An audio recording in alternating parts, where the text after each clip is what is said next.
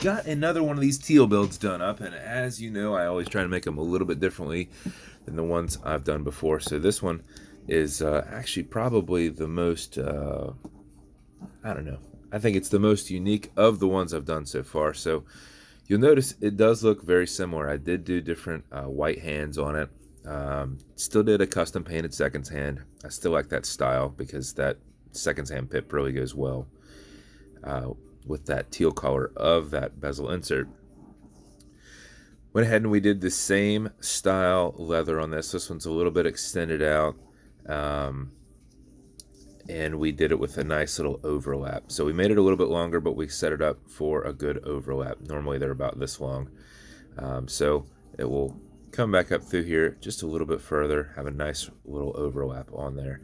So extended it out a little bit, but the holes are in the same spot that they would be had it been shorter. So, we did this in a 670 brush case, and what's cool about that is it's literally arguably the same size as a 350 case, except it's got 20 millimeter lugs. So to continue that out, we snipped and did a 22 that tapers to a 20. So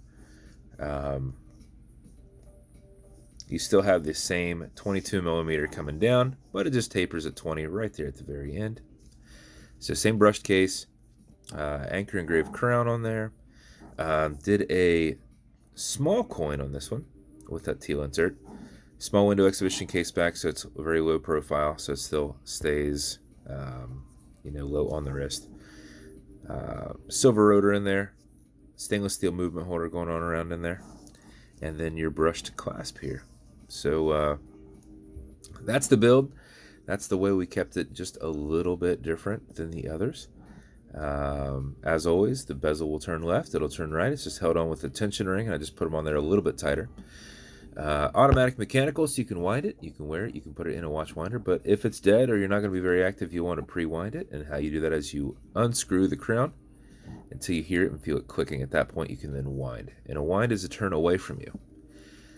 So if you go back and forth, it doesn't hurt going backwards, but it doesn't do anything. You're only winding it when you go that way. So back and forth, if you do this for 4 or 5 seconds before you put it on, even if you're not very active, you will keep time.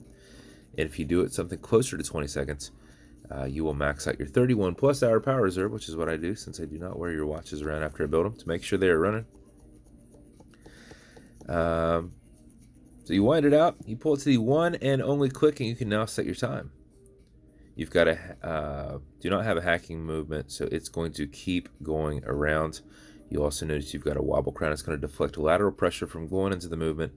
It will just roll back and forth, so if you're pushing and prying on it, it is rolling with that. That said, there's no quick date set. So if you notice, I said you had a wind position and a set position. So with that, I will show you how you quickly advance the wheel. So we're on day 2, right? And that little piece of fuzz is driving me nuts. Okay, it is now gone. So you go around until you advance the date. So we will be at 3. You go back to 8 o'clock, and as you notice, you're going back past 9. You're going to notice that 3 goes in the air, and then it drops back down. Once it drops back down, I go a little bit past that, so I'm back by 8. You advance it back forward.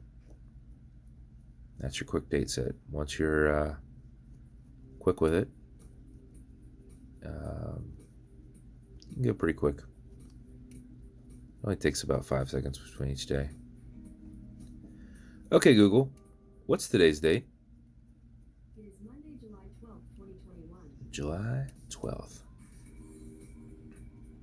So we're almost there.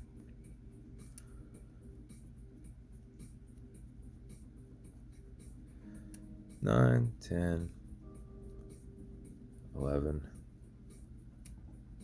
Okay, Google, what time is it? It's 12:54 p.m. 12:54 p.m.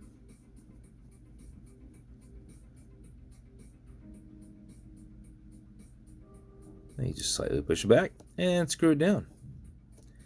And that was us advancing the date, 10 days? I think. 10 or 9, I don't know, I don't remember. But that is your build, man. So I hope you like it. This is very, very super soft Italian leather. Very soft here, very soft here. Nice, cool teal center there with teal stitching on there. I think you will really like this.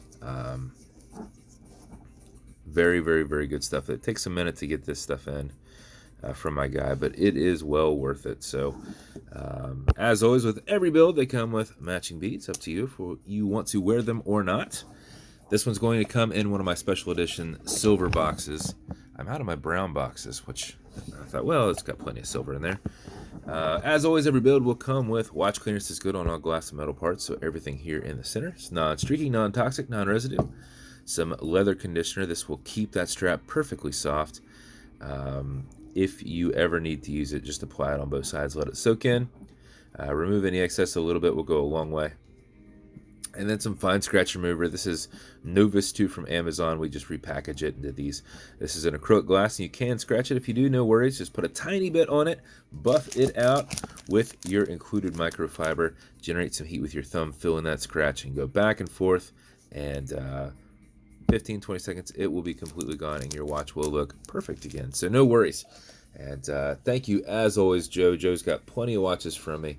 And this is the first one I believe he's bought directly from me. He's won all the others. So, Joe, thank you so much for your support, man. I hope you love this watch. I thought it came out pretty killer. So, I appreciate you, buddy. And I will get this shipped out your way today. And if you want me to build you something custom and unique, reach out and I'll see what I can do. And if you want to continue to see videos like this, like and subscribe as I put them up all the time. Thanks, guys.